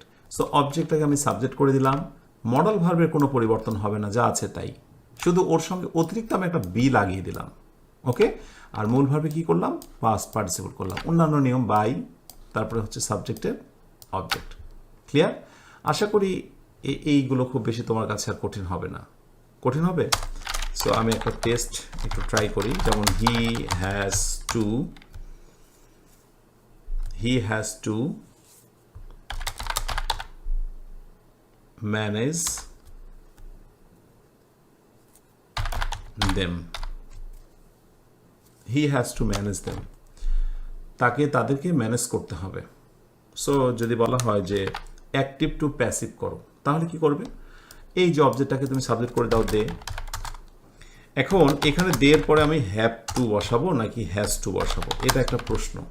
তারপর আমি বি নেব, ম্যানেজড, এরপরে বাই, হি থেকে হচ্ছে হিম। এই জায়গাটা নিয়ে অনেকের কনফিউশন ক্রিয়েট হতে পারে। তো জেনে রাখো, যেগুলোর আসলে তোমার এই বিশেষ করে am to, is to, are to, বা am going to, is going to, are going to, বা have to, has to, had to, এগুলো কিন্তু পার্সন অনুযায়ী আবার পরিবর্তন হয়, অন্যান্যগুলো হয় না।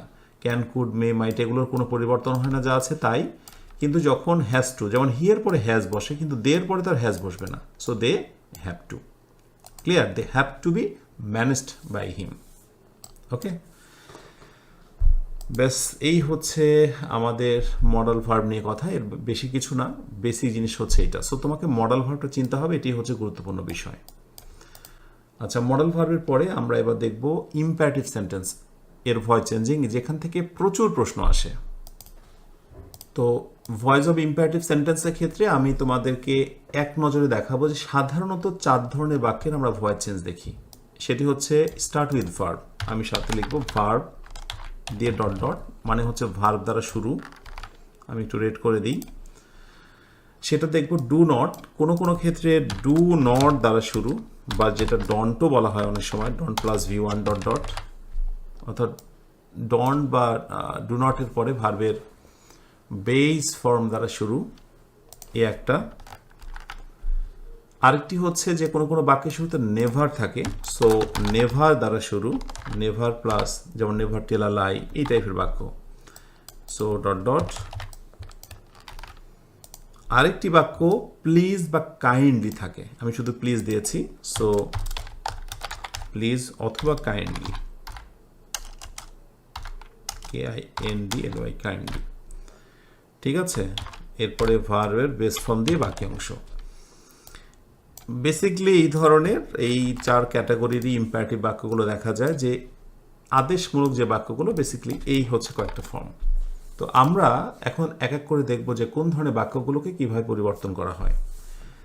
Submit the assignment. So verb দ্বারা শুরু হয়েছে, তাহলে এখানে আমরা কি করব, সূত্রতেই বলা হচ্ছে যে লেট। দেখো প্রতিটা শুরুতেই কিন্তু লেট নিয়ে এসেছি আমরা, এই 3টা শুরুতে লেট। সো এখানে সূত্রটা তোমাকে মনে রাখতে হবে, আমি লিখে দিচ্ছি লেট, এরপরে অবজেক্টটাকে তুমি নিয়ে আসবে, এরপর একটা বি লাগাবে, ভেরি ভেরি ইম্পর্টেন্ট ইনফরমেশন, এরপরে V3, বাকি অংশ যদি থাকে বসাতে হবে। সো এই নোটসটা জেনে রাখা খুব জরুরি। ইম্পারেটিভে বেসিকলি লেট বসলো, এই যে অবজেক্টটাকে আমি টেনে নিয়ে আসলাম, ওকে, এরপর একটা বি বসালাম, এবং যে ভার্বটা ছিল সেই ভার্বের আমি পাস্ট পার্টিসিপল করে দিলাম এটা নিয়ম অনুযায়ী। সো এই নিয়মটা আমি হুবহু মেনটেন করেছি। ক্লিয়ার? আচ্ছা, এরপরে আসো ডু নট যখন থাকবে, ডু নট থাকবে, এখানেও আমি লেট নেব, এখানেও আমি কি নেব, লেট নেব। এরপরে আমি অবজেক্ট নেব, এরপরে নটটাকে আমি অক্ষত রাখবো, তারপর একটা বি নেব, এবং হচ্ছে V3 করব। আচ্ছা, এই সেন্টেন্সগুলো বাংলা অর্থ আমি বলছি না, বাংলাগুলো একটু দেখে নিও, এখানে খুব বেশি ভাইটাল নয়। তাহলে যেটি বলছিলাম, ডু নট ওয়েস্ট টাইম, সময় অপচয় করো না। তাহলে আমরা ফার্স্টে লেট নিলাম সূত্র অনুযায়ী, এরপরে অবজেক্টটাকে টেনে নিয়ে আসলাম, এরপরে আমরা নট বসাবো, এটা নিয়ম, যেহেতু ডু নট, এই নটটাকে নিয়ে আসলাম, এরপরে বি নেব এবং ভার্বে পাস্ট পার্টিসিপল করে দেবো। Let time not be wasted, সময়কে নষ্ট না করা হোক, না করা হোক। ওকে, আর যদি নেভার দিয়ে হয় তাহলে কি হবে, নেভার ডিস্টার্ব দ্য ক্লাস, ক্লাসে বিরক্ত করো না। সো নেভার থাকলে বেসিকলি কি হবে, ফার্স্টে আমরা লেট নেব, তারপরে আমরা অবজেক্ট নেব, তারপরে নেভার নেব, তারপরে বি নেব, এরপরে V3, এরপর বাকি অংশ কিছু লাগলে আমরা বসিয়ে দেব। ওকে, সো নেভার, ওকে,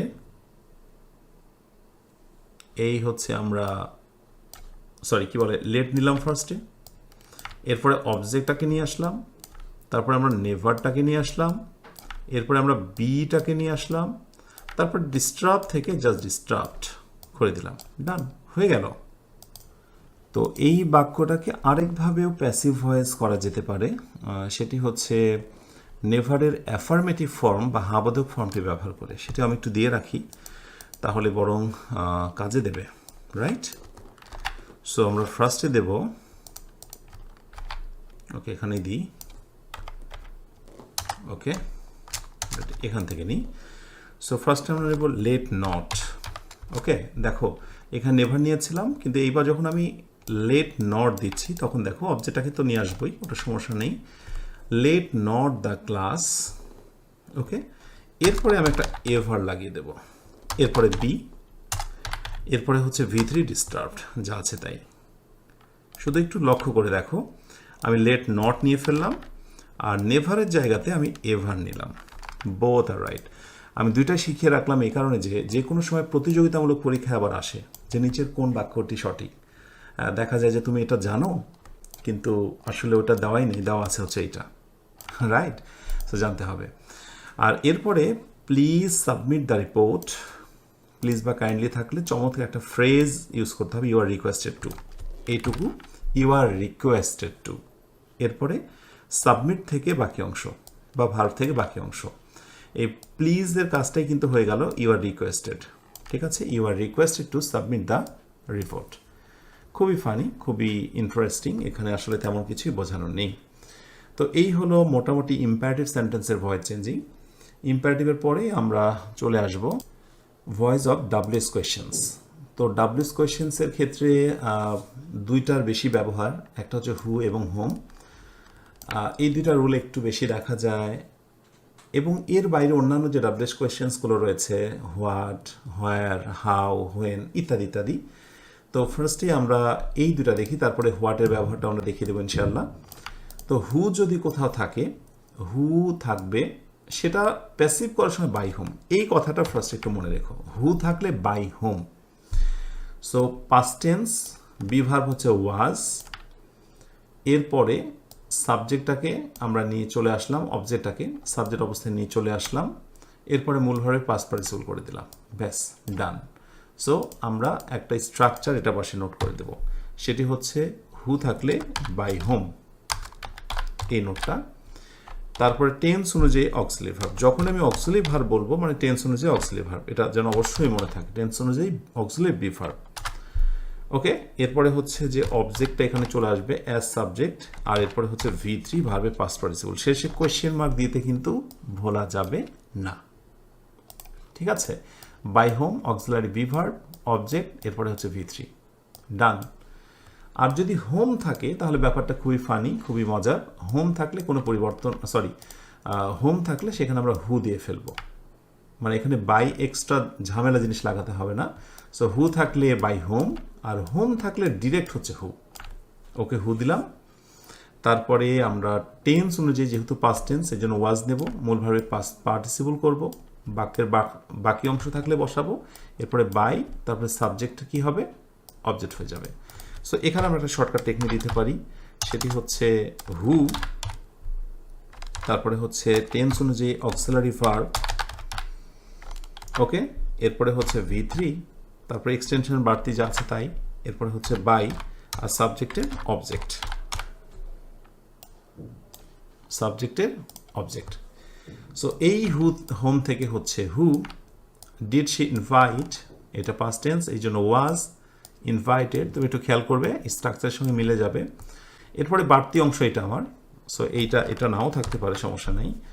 তারপরে বাই নিয়ম অনুযায়ী, এরপরে হচ্ছে অবজেক্ট, এই হচ্ছে শি থেকে হচ্ছে হার। লক্ষ্য করে দেখেছ, প্রথমে আমি যেগুলো মুখস্থ করতে বলেছিলাম, আই থেকে মি, হি থেকে হিম, দে থেকে দেম, ওইগুলোই কিন্তু বারবার ব্যবহার হচ্ছে। তারপর টেন্স অনুযায়ী বি ভার্বের কথা বলেছিলাম, ওগুলোই কিন্তু বারবার ব্যবহার হচ্ছে। প্রতিটা প্যাসিভ ভয়েসে কিন্তু ভার্বে পাস্ট পার্টিসিপল হচ্ছে, তাই নয় কি? সো এই হলো ব্যাপার, ঘুরে ফিরে কিন্তু এগুলোই আসে। তো এই দুইটার একটু ব্যবহার হু এবং হোম, আর এর সঙ্গে আমি হোয়াটের একটা এক্সক্লুসিভ ব্যবহার আছে সেটা দেখাই। আসলে হোয়াট দিয়ে দুই ধরনের সেন্টেন্স গঠিত হয়। হোয়াট অ্যাজ অবজেক্ট, হোয়াট হয় একটা বাক্যতে অবজেক্ট, আর আরেকটা বাক্যতে স্বয়ং সরাসরি সাবজেক্ট। তো সাধারণত আমরা হোয়াট অ্যাজ অবজেক্ট এই ধরনের বাক্য দিয়ে মানে বেশি দেখে অভ্যস্ত, যেগুলোতে বেসিক্যালি হোয়াট থাকে এবং এরপরে টেন্স অনুযায়ী একটা অক্সিলারি ভার্ব থাকে। হ্যাঁ, এই ধরনের বাক্যগুলো আমরা দেখে অভ্যস্ত। আমি একটু মার্কিং করি। তো যদি কখনো আমরা এই ধরনের বাক্য দেখি, আমরা auxiliary verb do, does, did যে কোনো একটা থাকতে পারে, তাহলে আমরা এক বিশেষ নিয়মে করব, সেটা হচ্ছে হোয়াটই থাকবে, যার পরিবর্তন হবে না। এরপরে টেন্স অনুযায়ী অক্সিলারি ভার্ব নিয়ে আসবো, অক্সিলারি বি ভার্ব নিয়ে আসবো, এরপরে ভার্বের পাস্ট পার্টিসিপল করব, এরপরে বাই নেব, এরপরে সাবজেক্টের আমরা জাস্ট অবজেক্ট করে দেব, ঠিক আছে। ওকে, একটু এটাকে আলাদা কালার দিই, সবুজ দিয়ে দিই। তো দেখো, what did she, what did he say, সে কি বলেছিল, আমরা হোয়াট অপরিবর্তিত রাখলাম। ওকে, এরপর টেন্স অনুযায়ী অক্সিলারি ভার্ব নিলাম, যেহেতু পাস্ট টেন্স এই জন্য ওয়াজ নিয়ে আসলাম। ওকে, এরপরে ভার্বের পাস্ট পার্টিসিপল করে দিলাম, তারপরে গঠন অনুযায়ী বাই নিলাম, এরপরে সাবজেক্ট অবজেক্ট হি থেকে হিম, ডান হয়ে গেল। এটাই সাধারণত বেশি তোমরা দেখবে যে what do you want, so কী হবে, what is wanted by you, এই তো। কিন্তু কিছু বাক্য রয়েছে হোয়াট সরাসরি সাবজেক্ট হয়, what motivates you, what motivates you, হ্যাঁ, মানে এটা নিজেই subject, what motivates you. So যদি তুমি কখনো এরকম দেখো যে হোয়াট বসেছে এবং হোয়াটের পরে সরাসরি মেইন ভার্ব বসেছে, কোনো অক্সিলারি ভার্ব নয়, কোনো অক্সিলারি ভার্ব নয়, যদি তুমি এমন বাক্য দেখো তাহলে পরিবর্তনের সময় তোমাকে এই সূত্রটা মেনটেন করতে হবে। হোয়াট আর অর্থাৎ হোয়াটটা অপরিবর্তিত থাকবে। টেন্স অনুযায়ী প্রেজেন্ট টেন্সের জন্য আর বসলো, অবজেক্টটাকে নিয়ে আসবে, মূল ভার্বে পাস্ট পার্টিসিপল করবে, আর সবার শেষে একটা বাই বসিয়ে দেবে। ঠিক আছে, একটু ব্যতিক্রম। সো আমি বলবো যে ফার্স্টে একটা নোট করতে হবে হোয়াট, এরপরে টেন্স অনুযায়ী অক্সিলারি ভার্ব বসবে। অনেক রুল না, এত কীভাবে মনে রাখবে? আসলে পড়াশোনা তো গবেষণামূলক বিষয়, একদিনই তো শেখার নয়। তাই যা দিচ্ছি এটা দেখো, লিখো, বারবার দেখার চেষ্টা করো, ইনশাল্লাহ অনেক কিছু ভিন্নতা পাবে। সো অক্সিলারি ভার্ব, এরপরে হচ্ছে অবজেক্টকে আমরা নিয়ে চলে আসবো সাবজেক্ট হিসেবে, এবং এরপরে হচ্ছে V3 বা মূল ভার্বে পাস্ট পার্টিসিপল, আর সবার শেষে অবশ্যই কোয়েশ্চেন মার্ক। আচ্ছা, এটা শেষে কোয়েশ্চেন মার্ক দিতে আমি নিজে ভুলে গেছি। সো এই হচ্ছে একটা সূত্র। তুমি চাইলে বাই হোয়াটও বাক্যের শুরুতে বসাতে পারো, কোনো সমস্যা নেই। ওই সেম জিনিস, জাস্ট এটা শুরুতে শুধু বাই হোয়াট বসিয়ে দাও, বাই হোয়াট বসিয়ে দাও। বাই হোয়াট অর্থাৎ কিসের দ্বারা আর ইউ মোটিভেটেড, তুমি মোটিভেটেড হয়েছ। By what are you motivated, by what, এরপরে auxiliary verb, object V3, same, কোনো পার্থক্য নেই। শুধু একটাতে আমরা হচ্ছে বাইটা নেব শেষে, আর একটাতে বাই নেব আমরা শুরুতে। এই হলো পার্থক্য। আমি একটু রেড করে দিই যাতে নজরে পড়ে তোমাদের। ঠিক আছে, বাই আমরা শেষেও নিতে পারি, বাই আমরা শুরুতেও নিতে পারি। এটা হলো হোয়াটের দুইটা প্যাটার্নের ক্ষেত্রে। ওকে, আশা করি যে তোমরা হোয়াট সংক্রান্ত যে বিষয়টি সেটা তোমরা ক্ল্যারিফাই হবে। তো এখানে আমি তোমাদেরকে জিজ্ঞাসা করি, তো দেখি তোমরা এটা কেউ বোঝো কিনা, যে হোয়াট মেক ইউ হ্যাপি। মানে অনেকের মনে হতে পারে যে ভয়েস চেঞ্জিংয়ে আপনি কেন এটা শেখাচ্ছেন, কারণ এখানে রহস্য আছে, যেহেতু হোয়াট নিয়ে কথা বলছি। এখানে কি আমি মেক দেব নাকি অপশান বিতে আমি মেক্স দেব? ঝড়ো গতিতে একটু আমাকে জানাও, কারণ এটা অনেক শিক্ষার্থীর সমস্যা। সে কখনো বলার সুযোগই পায় না, আর যার কারণে তার জানাও হয় না কখনো। সো হোয়াটের পরে কি মেক হবে নাকি মেক্স হবে? আর আমি কি করে বুঝবো হোয়াট সিঙ্গুলার নাকি প্লুরাল? তো যদি সিঙ্গুলার ভাবি তাহলে তো মেক্স করব, যদি প্লুরাল ভাবি তাহলে তো মেক করব। বাট বিষয়টা কি, মজার কথা হচ্ছে, আমি এই বাক্যটাকে যদি বলি যে হোয়াট মেক ইউ হ্যাপি, আর একটাতে যদি বলি আমি যে what what makes you happy, তাহলে পার্থক্যটা কি দেখো? আমি হোয়াটের পরে যখন মেক করেছি মানে প্লুরাল, তখন আমাকে দিতে হবে কিছু একটা। ধরো আমি বললাম যে what things make you happy. Okay, so singular হতে পারে। On the other hand what makes you happy, এই জায়গাটায় এটাকে আমি সিঙ্গুলার করতে পারি, মানে যে কোনো একটা সিঙ্গুলার আসপেক্ট, যেমন হোয়াট থিংস না, হোয়াট থিং দিলাম, what thing make you happy. So সহজ কথায় হোয়াটের পরে মেকও হতে পারে, মেক্সও হতে পারে। এটা অনেকটা হাইড বা লুকানো থাকে। সো এখানে রাইট উত্তর হচ্ছে বোথ আর রাইট। সো এগুলো জানতে হবে, ছোটো ছোটো বিষয়গুলো, না হলে মনের ভিতরে প্রশ্ন রয়ে যাবে যে মোটিভেট না হয় মোটিভেটস কেন হলো। ঠিক আছে, যে হোয়াট থিং মোটিভেট ইউ, আর যদি আমি মনে মনে ভাবি হোয়াট থিংস, তাহলে মোটিভেটস হবে না। ক্লিয়ার? আচ্ছা, এরপরে আমরা আরও একটি গুরুত্বপূর্ণ ভয়েস চেঞ্জিং দেখব, voice of complex sentence. Complex সেন্টেন্সের ভয়েস চেঞ্জিং নিয়ে, এবং আলোচনা প্রায় শেষের দিকে। তবে ভুলে যেও না, সব শেষে দেখাতে চেয়েছি যে ভয়েস চেঞ্জিংয়ের জন্মটা কেন হয়েছিল, এমন গুরুত্বপূর্ণ 5টি রিজন দেখাবো, যেটি জানা প্রত্যেকের জন্য জরুরি। তো চলো এখন এই মুহূর্তে দেখে নিই কমপ্লেক্স সেন্টেন্সের ভয়েস চেঞ্জিংয়ের নিয়ম। আচ্ছা, ভয়েস অফ কমপ্লেক্স সেন্টেন্স। তো কমপ্লেক্স সেন্টেন্স মানে কিন্তু আমরা এইটা বুঝি যে দুইটা সেন্টেন্স থাকবে। এতক্ষণ ধরে আমরা যত আলোচনা করেছি সবগুলোই একটা সেন্টেন্স ছিল, হয়তো অবজেক্ট কখনো একটা ছিল, দুইটা ছিল, বা ভার্বের ভ্যারিয়েশন ইত্যাদি, কিন্তু সেন্টেন্স কিন্তু একটা। কিন্তু এইবার দেখবো দুইটা সেন্টেন্স থাকবে, দুইটা সেন্টেন্স। দেখো, আই নো একটা সেন্টেন্স, হোয়াট ইউ থিঙ্ক একটা সেন্টেন্স। হ্যাঁ, এই ধরনের বাক্যগুলো, এই হচ্ছে একটা সেন্টেন্স, এই দেখো আরেকটা সেন্টেন্স। এই ধরনের দুইটা সেন্টেন্সের বাক্যগুলোকে বেসিক্যালি কমপ্লেক্স সেন্টেন্স বলা হয়। আর এই কমপ্লেক্স সেন্টেন্সকে দুইটা নিয়মের মধ্যে ফেলা হয়েছে, একটা হচ্ছে উইদাউট অবজেক্ট, আর একটা হচ্ছে উইথ অবজেক্ট। এই কথাটা মনে রেখো।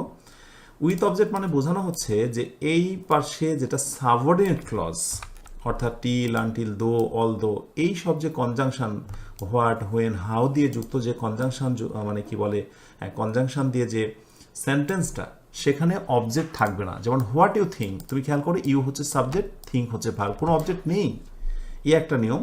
আর উইথ অবজেক্ট, যে এই সাবরের কনজাংশন দিয়ে যুক্ত যে সাবরের ক্লজটা, সেখানে ভার্বের পরে একটা অবজেক্ট থাকবে, এই জন্য বলা হচ্ছে উইথ অবজেক্ট। এই হচ্ছে উইদাউট অবজেক্ট, আর এটা হচ্ছে উইথ অবজেক্ট। ঠিক আছে, খুবই ফানি, সহজ করে নিলেই সহজ। যদি অবজেক্ট ছাড়া হয় তাহলে নিয়ম হচ্ছে প্রথমে ওই লম্বা অংশটুকুকে শুরুতে নিয়ে আসতে হবে, লম্বা অংশটুকুকে শুরুতে নিয়ে আসতে হবে। নিয়ে আসলাম হোয়াট ইউ থিঙ্ক, এরপরে আমরা, এটা তো প্রেজেন্ট টেন্স, এই জন্য আমরা বি ভার্ব ইজ নিলাম, ওকে, মূল ভার্বে পাস্ট পার্টিসিপল করলাম। এইবার দেখো তোমাকে জানতে হবে নোনের পরে কিন্তু বাই বসে না, টু বসে। মনে আছে একবার বলেছিলাম যে নির্দিষ্ট কিছু শব্দের পরে বাই না বসে অন্য প্রেপোজিশন বসতে পারে, নোন টু, এটা জানাশোনা। আর এই হলো আই থেকে মি। তুমি আরেকটু ঘুরিয়ে করতে পারো যে না আমি এইটুকুর শুধু পরিবর্তন করব, তাহলে ইট ইজ, কল্পনা করে ধরে নিতে হবে it is known to me, তারপরে হোয়াট থেকে এই যে বাকি যে অংশটুকু আছে সেটা দিয়ে দিতে হবে। ঠিক আছে, এই একটা বিষয়। আর এখান থেকে আমি একটা প্রশ্ন করি, যেটা অনেক সময় দেখা যায়, যেমন যদি বলা হয় যে হোয়াট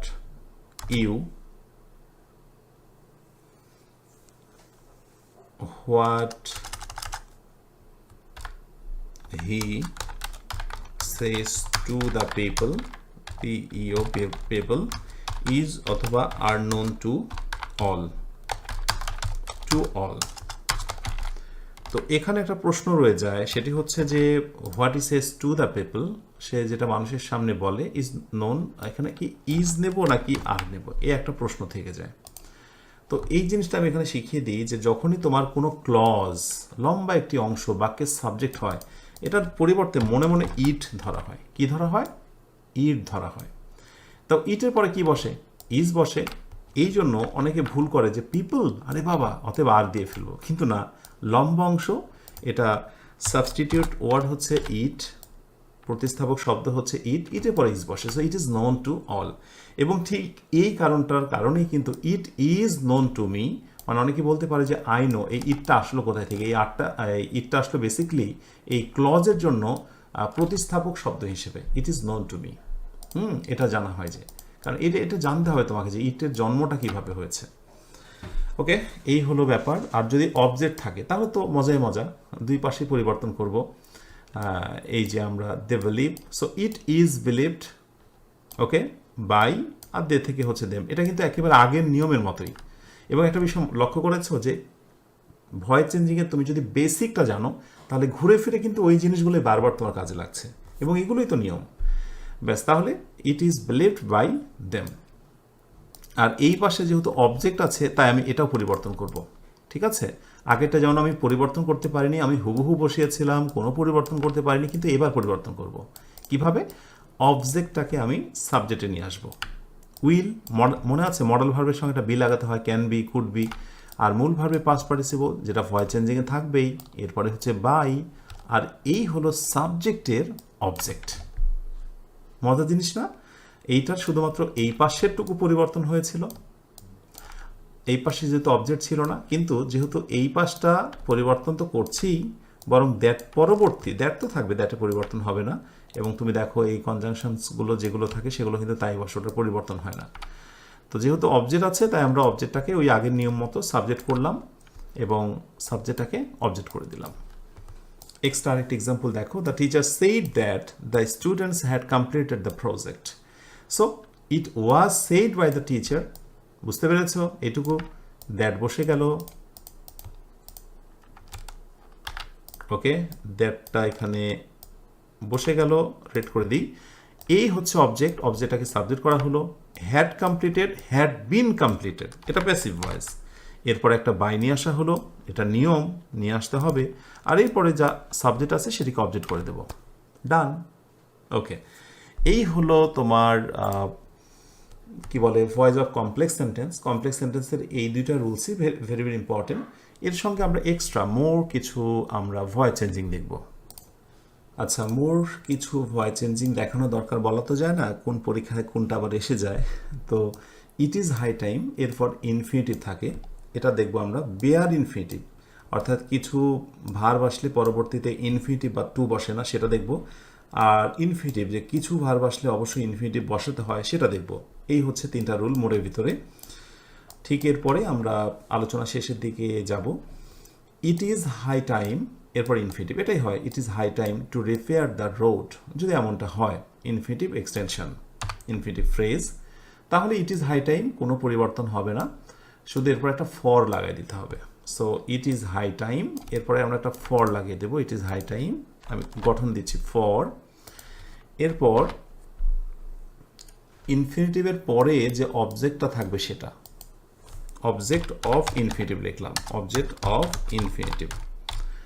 হ্যাঁ, ইনফিনিটিভের যে অবজেক্টটা থাকবে সেটা আমরা বসিয়ে দেব। এরপরে টু বি ভি3, এই সূত্রটা একটু মনে রেখো তোমরা, আমি দেখাই দিচ্ছি কিভাবে। এই ইট ইজ হাই টাইম দিয়ে যত বাক্য থাকবে সবগুলো কিন্তু এই একটা রুলের মধ্যে আসবে। ইট ইজ হাই টাইম আসবে, আসলো, এরপর আমি ফর বসালাম, ফর, এরপরে the road, object of infinitive, ইনফিনিটিভের যে অবজেক্ট সেটা বসে গেল। এরপর টু বি, হ্যাঁ টু বিটা আমি বসাবো, ওকে, এটাই আমার নিয়ম। এরপরে ভি3, ডান। সো এটাকে আমি একটু রেড করে দিই, কেমন? এই টাইপের যত বাক্য এবার পাবে তুমি সবগুলো একই নেমে হবে। যে it is high time to read the book, তাহলে কি হবে? It is high time for the book to be read. তো এখানে কিছু কিছু ক্ষেত্রে মানে অর্থের অযৌক্তিকতা এসে যায়, এ ধরনের করাও ঠিক নয়, সেন্টেন্সগুলো প্যাসিভ, কিন্তু দিয়ে রাখছি যেহেতু প্রতিযোগিতামূলক অনেক পরীক্ষাতে এটা আসতে দেখা যায়। বেয়ার ইনফিনিটিভ দেখো, see, help, make, hear, basically এই ভার্বগুলো বলছে যে আমরা যদি কোনো বাক্যতে বসি, ওকে, আই হেয়ার হিম, পরবর্তীতে ইনফিনিটিভ করতে পারবেন, অর্থাৎ কোনোভাবে তুমি বাক্যটা বলতে পারবে না I hard him to Singh, এটা করতে পারবে না। মেক হিম টু ফিনিশ, তুমি এটা করতে পারবে না, এটা হচ্ছে বেয়ার ইনফিনিটিভ, মানে অ্যাক্টিভের সময় টু থাকবে না, বাট প্যাসিভের সময় কিন্তু আবার টু থাকবে। দেখো, আচ্ছা বিষয়টা ক্লিয়ার করি। So I hard him Singh a song, আমি তাকে গান গাইতে শুনেছিলাম। তো নর্মালি করছো, অবজেক্টটাকে তুমি সাবজেক্ট করে দাও, হেয়ার থেকে হার্ড পাস্ট টেন্স ওয়াজ, পাস্ট পার্টিসিপল করলে। এরপর এইবার দেখো সিংটা কিন্তু এখানে টু সিং হয়ে গেল। ইয়েস, এটাই মনে রাখতে হবে যে বেয়ার ইনফিনিটিভটা প্যাসিভ এসে ইনফিনিটিভ হয়ে যায়, সিং আ সং। এরপরে বাই, আই থেকে হচ্ছে মি। একটু সময় নিয়ে স্থির মস্তিষ্কে তুমি জাস্ট ভাবো, প্রথমে এটা বলো না আরে বাবা বুঝলাম না, এটা ভাবার দরকার নেই, কেমন? তাহলে আমি মনে করি যে অনেক সমস্যার সমাধান অটোমেটিক্যালি হয়ে যাবে যদি তুমি স্থির চিত্তে কিছুটা সময় চেয়ে থাকো বাক্যটার দিকে, যে দেখি আসলে কি পরিবর্তন হলো। ঠিক আছে, এই পরিবর্তনগুলো দেখলেই তুমি বুঝবে। ওকে, একইভাবে এই যে হি নিয়ে আসলাম, হিম থেকে হি, বুঝতে পারছো, অবজেক্টকে subject, made past tense was made, finish ছিল সেখানে আমরা টু ফিনিশ করলাম, এটাই আমরা শেখাচ্ছি, এটাই হলো এখানে ব্যতিক্রম। ওকে, দ্য অ্যাসাইনমেন্ট, বাকি যা আছে তাই। এরপরে বাই দিয়ে সি থেকে, এই যে subject object, clear? Number 3, infinitive, অর্থাৎ এই শব্দগুলো বলছে ওয়ান্ট, উইশ, লাইক, লাভ, যে আমরা যদি কোনো বাক্যতে বসি পরেরটায় অবশ্যই আপনাকে ইনফিনিটিভ করতেই হবে, পরেরটা ইনফিনিটিভ করতেই হবে, আগে ছিল না, এটা একটা নিয়ম। আর আমরা এই সকল শব্দদ্বয় যদি থাকি তাহলে পরেরটা ইনফিনিটিভ করতেই হবে, এটা একটা নিয়ম। So he is wanted to complete the task, I want him to complete the task. So normally অবজেক্টটাকে সাবজেক্ট করে দাও, প্রেজেন্টের জন্য ইজ নিয়ে আসো, ওয়ান থেকে ওয়ান্টেড, টু কমপ্লিট, যা ছিল তাই বসলো, একটু রেড করে দিই, নজরে আসুক। এরপরে দ্য টাস্ক, বাকি অংশ আই, এই যে আই থেকে by me. They like him to join, ব্যাস, পরিবর্তন হবে না, যা আছে তাই, পরিবর্তন হবে না, যা আছে তাই। এরপরে হি থেকে, এই যে দেখো লাইক থেকে ইজ লাইকড টু জয়েন, যা আছে তাই। এরপরে হচ্ছে দ্য টিম, এরপরে বাই, দে থেকে হচ্ছে দেম, দে থেকে দেম। তো কঠিনটা কি? আই হোপ যে আসলে কঠিন লাগার তেমন কিছুই নেই। এই তিনটা 1, 2, 3 দেখে রেখো, প্রতিযোগিতামূলক পরীক্ষার জন্য খুব খুব ইম্পর্ট্যান্ট। এবার আমরা দেখব যে ভয়েস চেঞ্জ থেকে আসলে কী ধরনের এরর্সগুলো আমরা খুঁজে পাই, বা কোন ধরনের বাক্যগুলো দেখে আমরা মনে করি ঠিকই আছে কিন্তু আদৌ কিন্তু ঠিক নয়, সেগুলোর রহস্যটা কি সেটা আমরা একটু ভেদ করার চেষ্টা করবো ইনশাআল্লাহ। ওকে, সো এরর ফাইন্ডিংস, এখানে 4টা সেন্টেন্স দিয়েছে দেখো। প্রথমটা হচ্ছে ইনকারেক্ট, এবং এগুলো দেখে অনেকে সঠিক মনে করে যে ভয়েস চেঞ্জ বাহ দেখতে চমৎকার লাগছে, বাট ভুল। কি ভুল সেটা আমি বলছি। প্রথমটা দেখো, he told that the task should be done by him. দেখো আমি কিন্তু এই নিয়ম তোমাদের শিখিয়েছিলাম যে মডেলের পরে একটা বি হবে, ভার্বে পাস্ট পার্টিসিপল সবই ঠিক আছে, বাট ন্যারেশনের ক্ষেত্রে যখন আমরা অ্যাক্টিভ টু প্যাসিভ করি বাক্যটার অর্থ নষ্ট হয়ে যায়। সেই জন্য ন্যারেশনের ক্ষেত্রে বাক্যগুলোকে অ্যাক্টিভ রাখাই হচ্ছে যৌক্তিক, অর্থটা চমৎকার থাকে। সো এই বাক্যটাকে আপাতত সঠিক মনে হলেও ন্যারেশনের ক্ষেত্রে আমরা এই প্যাসিভ ভয়েস কখনোই করব না। মনে থাকবে আমরা আসলে ভয়েস চেঞ্জটা কেন করি, ইংরেজি ভাষা কেন শিখি, ইংরেজি সেন্টেন্স আমরা কেন লিখি, সেটা তো একটা ভাষা, প্রাজ্ঞিক একটা বিষয়। তো যদি অর্থের মাধুর্যতা নষ্ট হয়ে যায় তাহলে সেই রুলটা আমরা কেন অ্যাপ্লাই করব? ওকে, এবার আসো, the birds were flown by them. Flow বা ফ্লাই, ফ্লাই যেটা বলছি যে ফ্লাই মানে ওড়া, এরকম ইন্ট্রানজিটিভ অনেক ভার্ব রয়েছে। যে ভার্বগুলো যেমন স্লিপ, তারপরে হচ্ছে গো, ফ্লাই মানে ওড়া, ইন্টার মানে প্রবেশ করা, ইন্ট্রানজিটিভ ভার্বকে কখনোই প্যাসিভ ভয়েস করা যাবে না। দেখে একবারে সুন্দর মনে হচ্ছে, আরে বাহ, মূল ভার্বে বি ভার্বে পরে পাস্ট পার্টিসিপল বাই, প্যাসিভ না, কিন্তু ফ্লাই ফ্লিউ, বাক্যটা হবে দ্য বার্ডস ফ্লিউ, পাখিগুলো উড়ে গেল। ওকে, আবার দেখো, the cake was eaten by someone.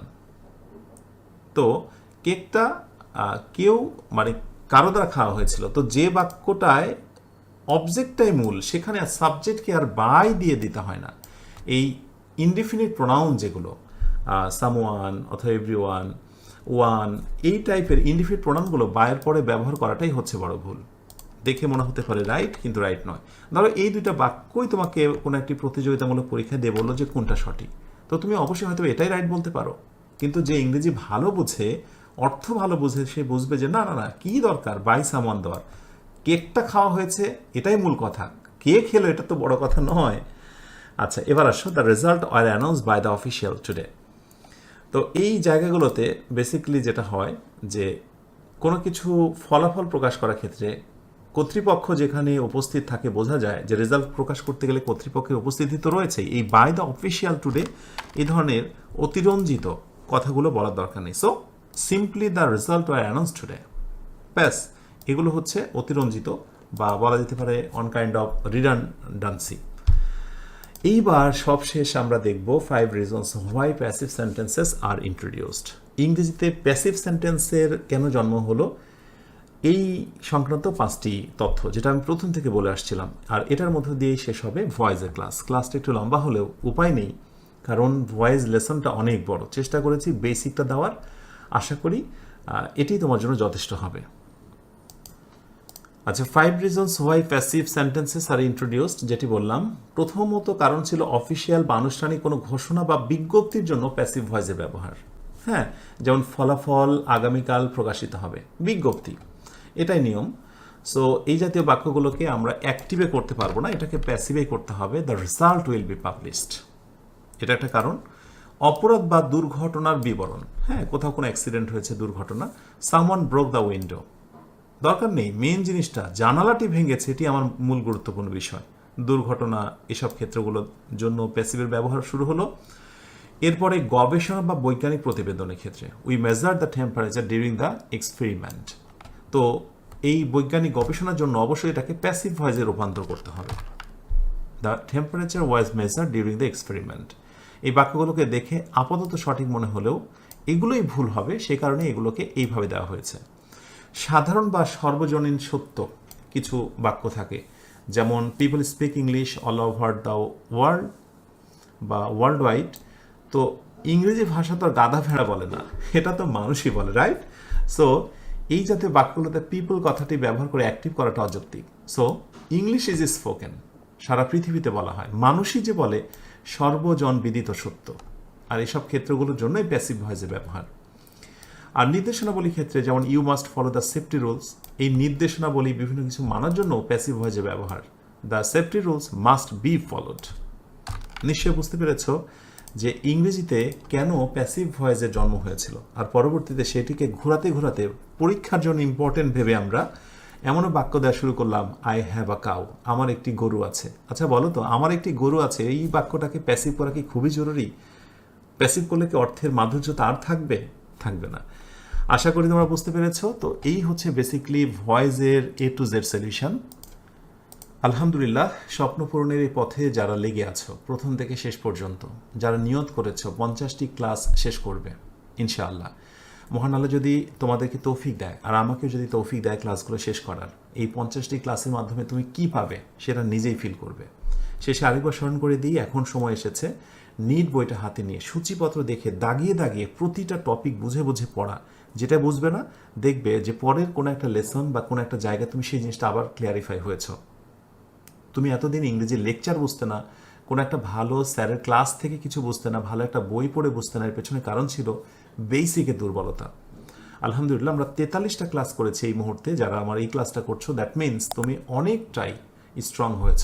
You are strong enough to capturize any problematic aspect of English, I hope. So ইনশাআল্লাহ পরবর্তী লেসনে নতুন টপিক নিয়ে কথা বলা হবে, তোমাদের সঙ্গে কথা বলবো 44 লেসনে। তোমরা সবাই অনেক ভালো থেকো। আসসালামু আলাইকুম ওয়া রাহমাতুল্লাহ।